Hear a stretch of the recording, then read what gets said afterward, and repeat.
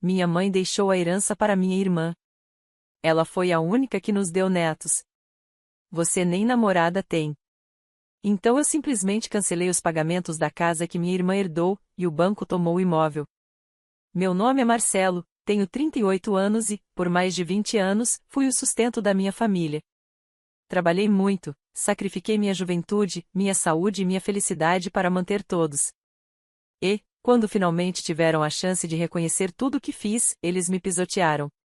Tudo começou quando eu tinha 16 anos. Um dia cheguei da escola e encontrei meu pai sentado no sofá assistindo televisão no meio da tarde, o que era estranho, ele sempre trabalhava até às 6. Pai, o que você está fazendo aqui? Perguntei confuso. Ele me olhou com um sorriso tranquilo e disse: pedi demissão. Filho, já estou muito velho para ficar me matando naquela fábrica. Tenho 52 anos. É hora de descansar um pouco. Fiquei paralisado. Você pediu demissão? Mas, como vamos viver? Minha mãe entrou na sala secando as mãos no avental. Bem, Marcelo, você é o mais velho. Já tem 16 anos. É um homem. Está na hora de contribuir com esta família. Seu pai já trabalhou o suficiente. Agora é a sua vez. Mas, ainda estou na escola, nem terminei. Você pode estudar e trabalhar, disse meu pai, despreocupado. Muitos jovens fazem isso, não é tão difícil. E assim, sem me perguntar nada, sem considerar meus planos ou sonhos, decidiram que eu seria o novo provedor da casa. Meu pai simplesmente resolveu que estava cansado de trabalhar e se aposentou por conta própria, sem pensão, sem economias, sem nada. E eu, um adolescente de 16 anos, teria que carregar tudo nas costas.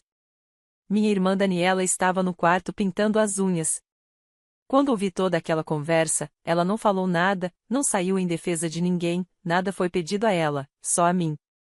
No dia seguinte, saí à procura de trabalho e consegui um emprego em um supermercado, repondo mercadorias.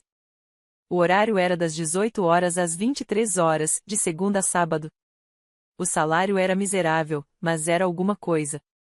Minha vida se tornou uma rotina exaustiva: levantar às 6 da manhã, ir à escola, voltar para casa, comer algo rápido, sair correndo para o trabalho, chegar à meia-noite, dormir 5 horas e repetir. Os domingos eram dedicados às tarefas e aos estudos, não sobrava tempo para mais nada.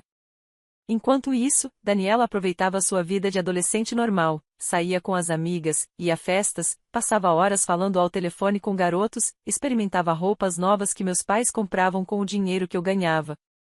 O tempo passou, e Daniela tinha 19 anos. Cada vez chegava mais tarde em casa, usava roupas mais provocantes e tinha sempre um namorado novo. Meus pais não diziam nada, ao contrário, a elogiavam. Olha como ela é popular, Daniela, dizia minha mãe orgulhosa para as vizinhas. Todos os meninos querem estar com ela. É tão linda, tão carismática, diferente do Marcelo, que é um bobo sem vida social. É que a Daniela tem charme, acrescentava meu pai. Tem uma personalidade magnética. O Marcelo, por outro lado, é como um móvel velho, está lá, mas ninguém nota. E Daniela ria com eles. Os três riam de mim juntos, como um time unido contra mim, o trio de parasitas debochando do único que o sustentava. Mas depois meus pais me chamaram à sala e disseram que não tinham como pagar as parcelas da casa. Havia uma hipoteca, um crédito que eles tinham contraído para comprar a casa onde vivíamos. Então me pediram para pagar as parcelas da hipoteca, e, obrigado, tive que assumir também os pagamentos daquela dívida, enquanto minha irmã não era cobrada nem exigida em nada, muito menos depois do que aconteceu. Quando Daniela tinha 20 anos, ficou grávida. O pai era um cara que ela conheceu em uma festa, alguém que desapareceu assim que soube da gravidez. Eu esperava que meus pais ficassem furiosos, decepcionados, que a repreendessem sobre responsabilidade, mas eles estavam eufóricos. Vamos ser avós, gritou minha mãe quando Daniela deu a notícia, abraçando-a com lágrimas de felicidade. Que bênção! Que presente! Um neto, exclamou meu pai batendo palmas. Finalmente vamos ter um neto. Era o que sempre quisemos. E o pai? Perguntei, preocupado. Não estão preocupados de que Daniela terá que criar um filho sozinha, sem trabalho, sem estudo? Os três me olharam como se eu tivesse dito algo obsceno. O que importa isso? Disse minha mãe com desdém. O importante é que teremos um bebê na família. Algo que você nunca nos deu, Marcelo. Daniela nos está dando um neto. Ela cumpre seu papel como mulher, como filha, enquanto você, aos 23 anos, continua sem namorada, sem perspectivas, sem nada. Você é um fracasso no amor, acrescentou meu pai balançando a cabeça, decepcionado. Um homem de verdade da sua idade já teria sua própria família. Mas você só sabe trabalhar e estudar. Não tem vida, não tem nada a oferecer. Daniela me olhou com superioridade. É verdade, Marcelo, você é patético. Eu, pelo menos, consigo atrair alguém, ter um relacionamento, gerar vida. Você só existe. Que triste. Senti cada palavra como uma punhalada.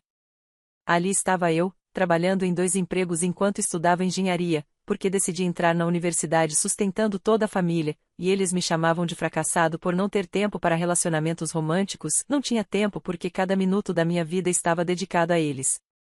Mas eu não disse nada, apenas cerrei os dentes e segui em frente. Quando nasceu Matias, o primeiro filho de Daniela, meus pais ficaram loucos de felicidade, compraram roupinhas de bebê caríssimas com o meu dinheiro, é claro, e organizaram uma festa de boas-vindas. Tiraram milhares de fotos. Minha mãe não desgrudava do bebê nem por um segundo. É a criança mais linda do mundo, dizia repetidamente. Daniela, você fez algo maravilhoso. Deu sentido às nossas vidas. Daniela brilhava com toda a atenção e se tornou a heroína da família apenas por ter ficado grávida acidentalmente. E eu, o tolo que pagava tudo, fraldas, leite em pó, roupas do bebê, vacinas, pediatra, era invisível ou, pior, alvo constante de zombarias. E você, quando vai nos dar um neto, Marcelo? Perguntava minha tia nas reuniões de família. Nunca, respondia meu pai antes que eu pudesse abrir a boca. Marcelo não tem namorada. Nunca teve. Acho que há algo errado com ele. Não é normal que um homem da idade dele seja tão inexistente no departamento amoroso. Todos riam, e eu ficava ali, sorrindo forçadamente, morrendo por dentro. Para bancar todos os gastos do bebê, tive que arranjar um terceiro trabalho. Nos fins de semana, trabalhava como entregador em um aplicativo de comida. Não tinha mais um único dia livre. Quando Matias tinha 2 anos, Daniela ficou grávida de novo. Outro cara, outro relacionamento fracassado. Outro pai ausente, nasceu Camila. Meus pais estavam em êxtase, mais uma neta. Que bênção! Daniela é tão generosa.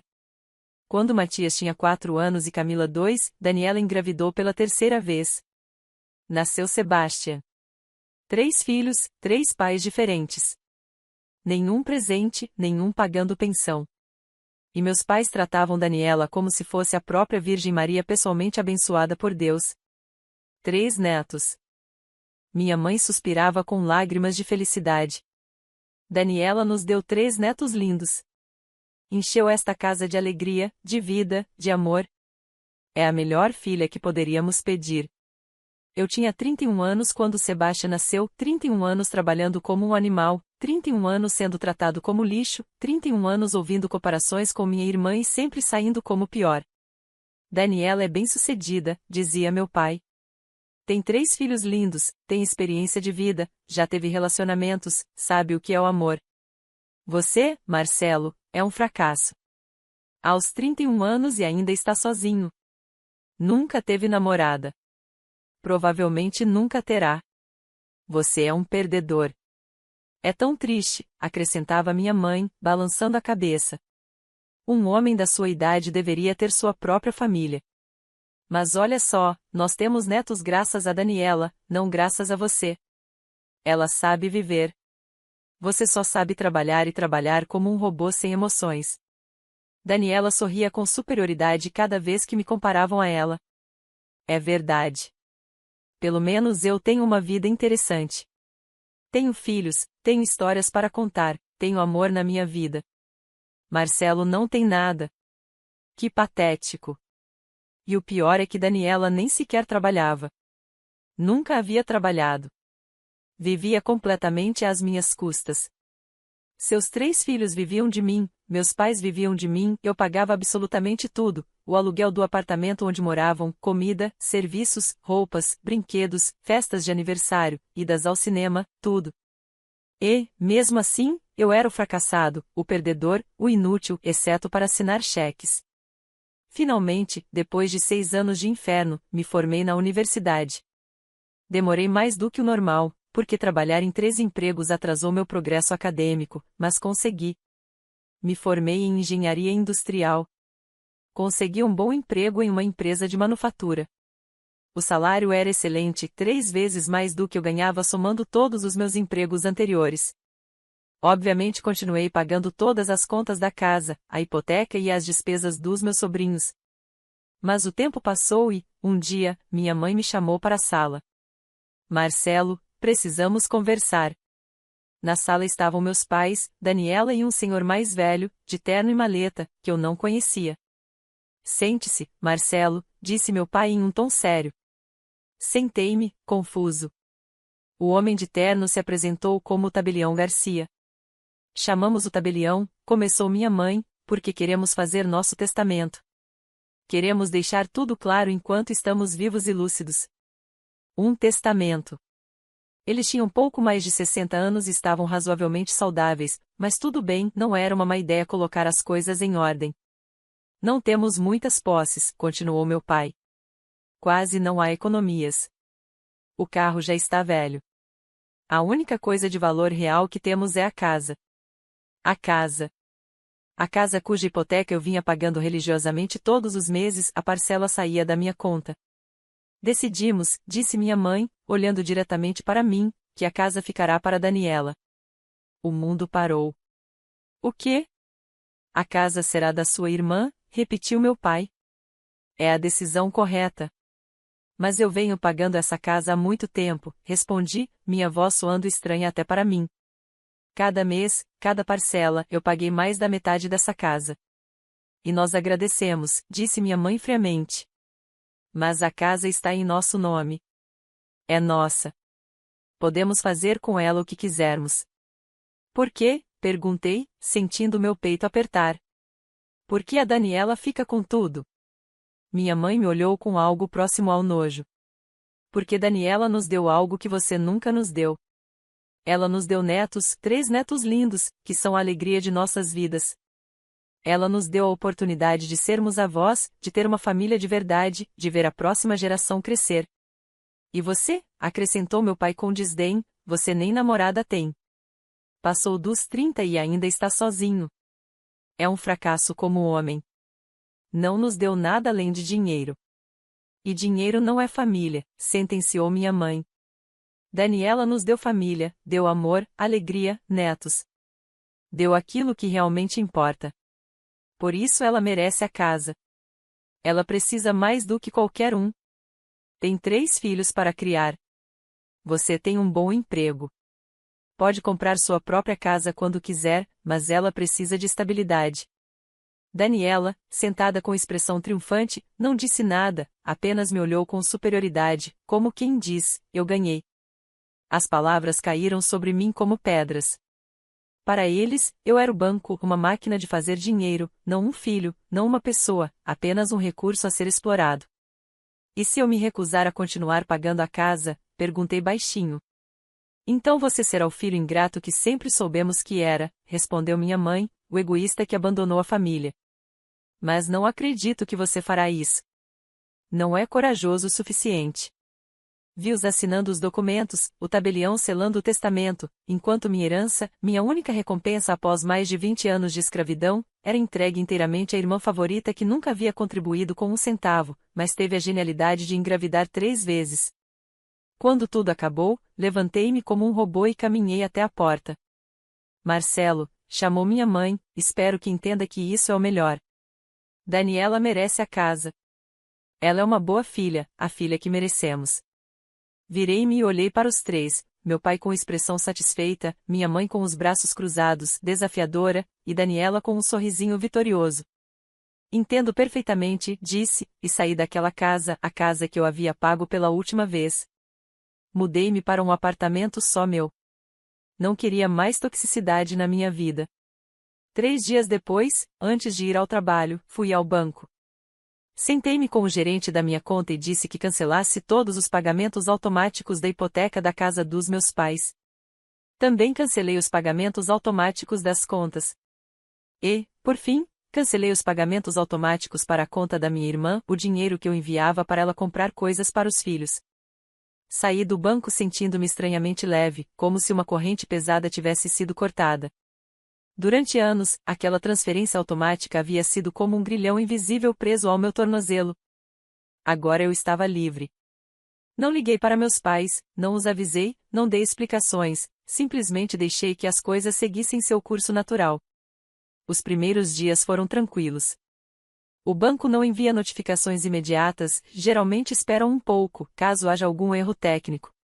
Continuei minha vida normalmente, indo ao trabalho e voltando para casa. Um mês depois de cancelar a transferência, minha mãe ligou: Marcelo, o banco me contatou. Disseram que o pagamento deste mês não foi recebido. Houve algum problema com sua conta? Não há problema algum, mãe, respondi calmamente. Cancelou a transferência. Silêncio. E então? Por que você faria isso? Porque não vou continuar pagando a casa. Como assim, não vai pagar a casa? Marcelo, você tem uma obrigação. Não, mãe, não tenho nenhuma obrigação. Vocês compraram essa casa. Vocês assinaram o crédito. É responsabilidade de vocês, não minha. Mas contamos com você todos esses anos. Você não pode simplesmente parar de pagar. Claro que posso. E parei. Marcelo, isso é ridículo. Está bravo por causa do testamento? Isso não tem nada a ver com isso. Tem tudo a ver, interrompi. Vocês deixaram muito claro qual é o meu lugar nesta família. Sou o banco, lembra? Não sou filho, não sou família, sou apenas uma fonte de dinheiro. Pois bem, este banco acabou de fechar. Não seja dramático. Olha, se estiver chateado, podemos conversar. Não há nada para conversar. A casa será da Daniela. Perfeito. Então que seja Daniela quem comece a pagar. Afinal, será dela. É justo que ela assuma os custos, não acha? Daniela não pode pagar a hipoteca. Tem 3 filhos.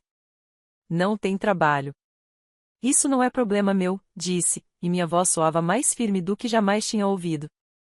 Esses são filhos dela, não meus. É responsabilidade deles, não minha. Eu tinha 16 anos quando me obrigaram a trabalhar.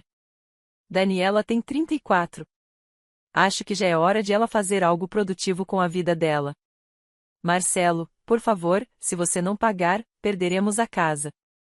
Então a perderão. Assim como eu perdi minha juventude, minha saúde, minhas oportunidades de ter uma vida normal, assim como perdi 20 anos sendo escravo de vocês 3 enquanto se divertiam zombando de mim todos os dias. E desliguei. Bloqueei o número dela imediatamente. Nas horas seguintes, meu telefone não parou de tocar. Primeiro meu pai, bloqueado. Depois Daniela, bloqueada. Em seguida, começaram as mensagens de texto, dezenas delas.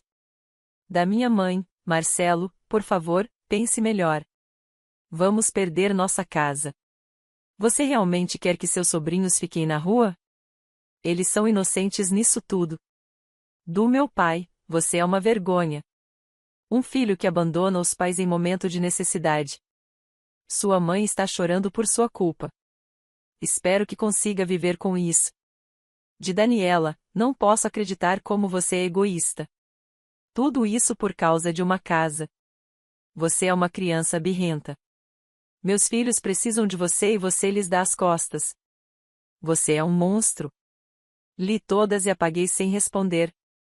Depois começaram as ligações de familiares, tia Rosa, primos distantes, até vizinhos que eu mal conhecia, todos com a mesma mensagem: como você faz isso com sua família? Que tipo de filho é você? Apenas respondi à tia Rosa, explicando brevemente a situação. Ela ficou em silêncio por um momento e disse: Marcelo, faça o que precisar fazer por você. Sua mãe é minha irmã, mas sei como te trataram todos esses anos. Você já deu o suficiente. Ela foi a única pessoa que me apoiou. Os outros continuaram ligando e enviando mensagens. Minha mãe chegou até a ir ao meu trabalho, mas a segurança não a deixou subir. Avisei a recepcionista que, se voltasse, chamasse a polícia.